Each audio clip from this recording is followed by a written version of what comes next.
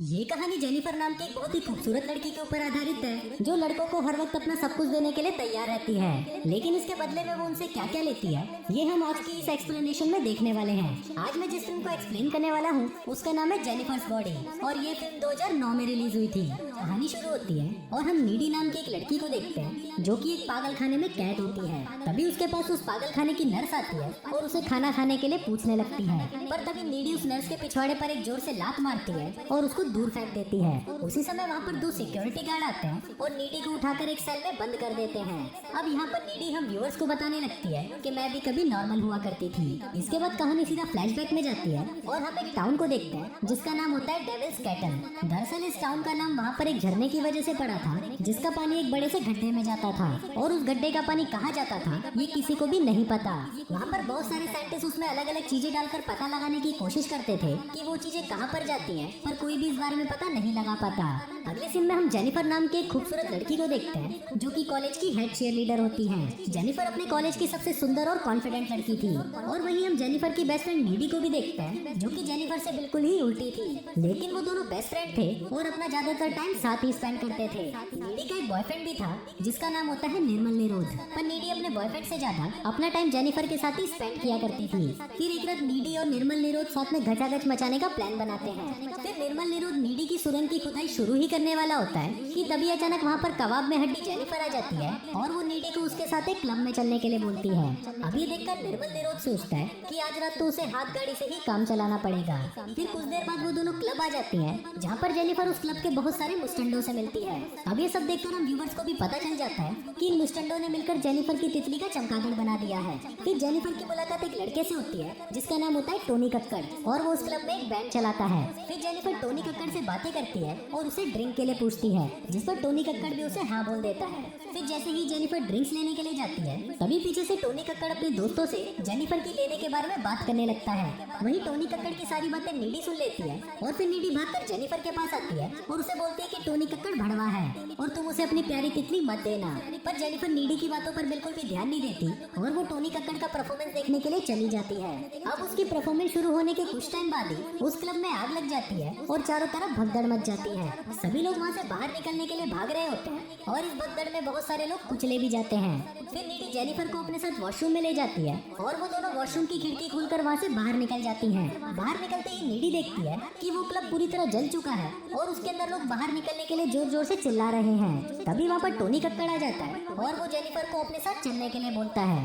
Needy उसे जाने के लिए मना कर देती है पर जेनिफर टोनी कक्कड़ के साथ जाने के लिए राजी हो जाती है और फिर वो टोनी कक्कड़ की वैन में बैठकर वहाँ से चली जाती है। पर नीडी को ये सब बिल्कुल भी अच्छा नहीं लगता कि जेनिफर कुछ अनजान चूतियों के साथ चली गई है। फिर घर पर नीडी को जेनिफर की बहुत चिंता होने लगती है, इसलिए नीडी अपने बॉयफ्रेंड निर्मल निरोध को फोन लगाती है और उसे सारी बातें बता देती है। नीडी बहुत ज्यादा घबराई हुई थी कि वो लोग जेनिफर के साथ कुछ करना दे। तभी नीडी के दरवाजे पर कोई नॉक करता है और नीडी देखने के लिए नीचे चली जाती है। फिर वो जैसे ही दरवाजा खोलती है तो वो देखती है कि वहाँ पर कोई नहीं होता। फिर वो दरवाजा बंद करके वहाँ से जाने ही लगती है कि तभी उसको नीचे के रूम से किसी की आवाज आने लगती है। फिर नीडी उस रूम के अंदर जाती है तो वो देखती है कि वहाँ पर जेनिफर खड़ी है और उसके पूरे शरीर पर खून लगा हुआ है। इसके बाद जेनिफर नीडी का फ्रिज खोलती है और उसमें से कच्चा मांस निकालकर खाने लगती है। अब नीडी जेनिफर को देखकर बहुत डर जाती है और उससे बात करने की कोशिश करती है, पर जेनिफर वहाँ पर काफी डरावनी आवाजें निकालने लगती है और फिर वो अपने मुंह से कोई काला लिक्विड निकालकर वहाँ से चली जाती है। फिर अगली सुबह कॉलेज में नीडी जेनिफर और कल रात के बारे में सोच ही रही होती है कि तभी वहाँ पर जेनिफर आ जाती है जो बिल्कुल ठीक लग रही थी। अब नीडी जेनिफर से कल रात के बारे में बात करने लगती है, पर तभी वहाँ पर प्रोफेसर चूतड़मल आ जाता है और पिछली रात क्लब में मरे हुए लोगों के बारे में बात करने लगते हैं। वहीं जेनिफर प्रोफेसर चूतड़मल की बातें सुनकर हंसने लगती है जो कि नीडी को काफी अजीब लग रहा था। दूसरी तरफ हम स्कूल की फुटबॉल टीम के कैप्टन झुंझुनू को देखते हैं जो कि ग्राउंड में अकेला खड़ा होता है। झुंझुनू अपने मरे हुए दोस्तों के बारे में सोचकर बहुत दुखी होता है, पर तभी उसके पास जेनिफर आती है और उसको बोलती है कि मैं भी बहुत दुखी हूँ, प्लीज मेरा दुख दूर करो। और ऐसा बोलकर वो झुंझुनू का हाथ अपने संतरों पर रख देती है। अब इससे झुंझुनू का छोटा झुंझुनू वाइब्रेट करने लगता है और फिर वो दोनों घचाघच मचाने के लिए जंगल में चले जाते हैं। वहाँ जाते ही वो दोनों चुम्मा चाटी करना शुरू कर देते हैं, पर कुछ ही देर में जंगल के सारे जानवर वहाँ पर आ जाते हैं और उन लोगों को चुम्मा चाटी करते हुए देखने लगते हैं। झुंझुनू को ये देखकर काफी अजीब लग रहा था, पर तभी वो जेनिफर को देखता है जिसका मुंह अचानक किसी जानवर की तरह खुलकर बड़ा हो जाता है और फिर वो झुंझुनू को मार डालती है। वहीं झुंझुनू की चीख सुनकर प्रोफेसर चूतड़मल वहाँ पर आता है और वहाँ पर झुंझुनू को मरा हुआ देखकर उसकी फटकर 64 हो जाती है। इसके बाद वो पुलिस को इन्फॉर्म कर देता है और पुलिस वहाँ पर खूनी का पता लगाने में लग जाती है। दूसरी तरफ नीडी और जेनिफर फोन पर बात कर रही होती हैं और नीडी जेनिफर को बताती है कि मैं इस टाउन में हो रही इन घटनाओं से बहुत परेशान हो चुकी हूँ, पर वहीं जेनिफर को इन सब बातों से कोई फर्क नहीं पड़ता और वो बातें करते हुए एक लाइटर से अपनी जीप को जला देती है। पर तभी हम देखते हैं कि उसकी जीप कुछ ही सेकंड में वापस नॉर्मल हो जाती है, जिसको देखकर हम व्यूवर्स को पता चलता है कि जेनिफर के साथ कुछ तो अजीब हो रहा है। अगले दिन कॉलेज में तैमूर नाम का एक स्टूडेंट जेनिफर के पास आता है और उसको साथ में डेट पर चलने के लिए पूछता है। वहीं जेनिफर भी तैमूर को हाँ बोल देती है और उसे आज रात को अपने घर पर बुलाती है और कहती है कि मैं अपना पता तुमको मैसेज कर दूंगी। फिर रात को जब तैमूर उस एड्रेस पर पहुंचता है तो वो देखता है कि वो बिल्डिंग पूरी तरह सुनसान है और वहाँ पर बहुत अंधेरा है।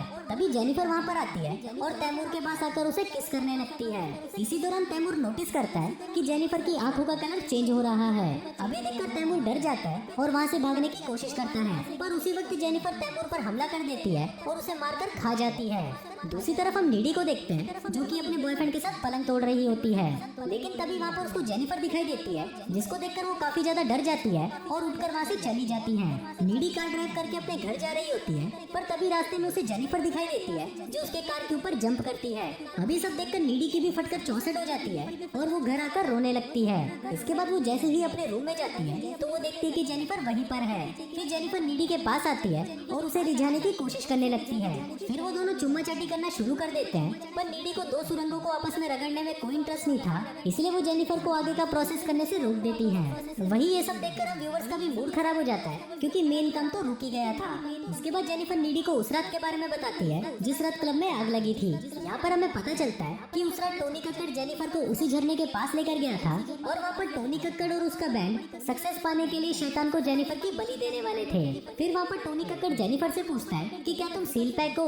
अब जेनिफर काफी डरी हुई थी, इसलिए वो झूठ बोल देती है कि हाँ मैं सील पैक हूँ। इसके बाद टोनी कक्कड़ जेनिफर के पेट में चाकू मार देता है और उसे उस झरने में फेंक देता है। अब टोनी कक्कड़ ने तो अपना रिचुअल कंप्लीट कर लिया था और अब उसे लग रहा था कि उसका बैंड फेमस हो जाएगा, लेकिन उसके प्रोसेस में एक कमी थी और वो था जेनिफर का सील पैक ना होना, जिस वजह से जेनिफर वापस जिंदा हो जाती है और उसमें इवल पावर्स आ जाती हैं। अब ये बताते हुए जेनिफर अपने हाथ में कट लगाती है जो तुरंत वापस नॉर्मल हो जाता है। अब ये सब देखकर नीडी काफी डर जाती है और वो जेनिफर को वहाँ से जाने के लिए बोलती है और फिर जेनिफर भी उसके घर की विंडो से कूदकर वहाँ से चली जाती है। फिर अगले दिन नीडी जेनिफर के साथ जो कुछ हो रहा था उसके बारे में पता लगाने लाइब्रेरी जाती है और वहाँ पर कुछ बुक्स पढ़ने के बाद नीडी को ये पता चलता है कि टोनी कक्कड़ और उसके बैंड ने जेनिफर को सील पैक समझकर उसकी बलि दे दी थी, पर वहीं जेनिफर की बॉडी पर डेविल ने कब्जा कर लिया, जिस वजह से उसके अंदर डेविल की पावर्स आ गई हैं। यहाँ पर नीडी को ये भी पता चलता है कि अगर जेनिफर को सुंदर रहना है तो उसे इंसानों को मारकर खाते रहना होगा और जेनिफर को मारने का एक ही तरीका है उसके दिल पर वार करना।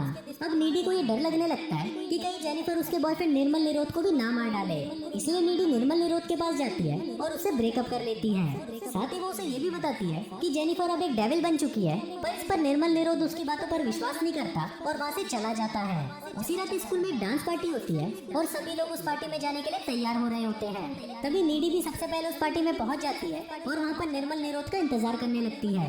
दूसरी तरफ निर्मल निरोध पैदल ही अपने घर से उस पार्टी में जा रहा होता है। तभी रास्ते में उसे जेनिफर मिलती है और उसे नीडी के बारे में बताने लगती है। जेनिफर उसे बताती है कि स्कूल टाइम में नीडी के मौत के कुएं में बहुत सारे लड़कों ने अपनी बाइक चलाई है। अब ये सभी बातें सुनकर निर्मल निरोध काफी सैड हो जाता है, पर तभी जेनिफर उसे रिझाने लगती है और उसके साथ गचागच करने के लिए उसे लेकर एक सुनसान जगह पर आ जाती है। वहीं पार्टी में नीडी को ऐसा एहसास होने लगता है कि शायद जेनिफर उसके बॉयफ्रेंड के साथ कुछ बुरा करने वाली है, इसीलिए वो परेशान होकर निर्मल निरोध को ढूंढने के लिए पार्टी से बाहर आ जाती है। दूसरी तरफ जेनिफर निर्मल के साथ गचागच करने की कोशिश करती है, पर तभी निर्मल उसे बताता है कि वो अभी भी नीडी से बहुत प्यार करता है।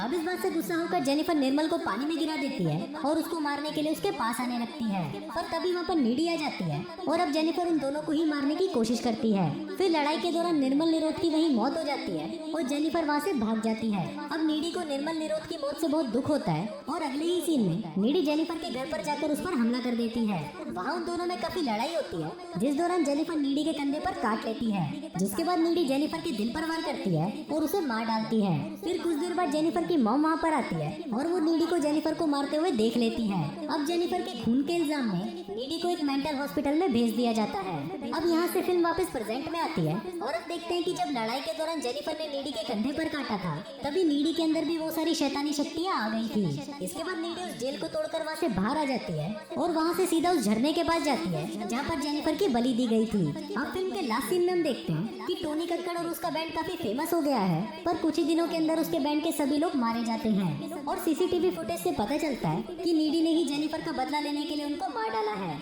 और फिर इसी के साथ ये फिल्म यहीं खत्म हो जाती है।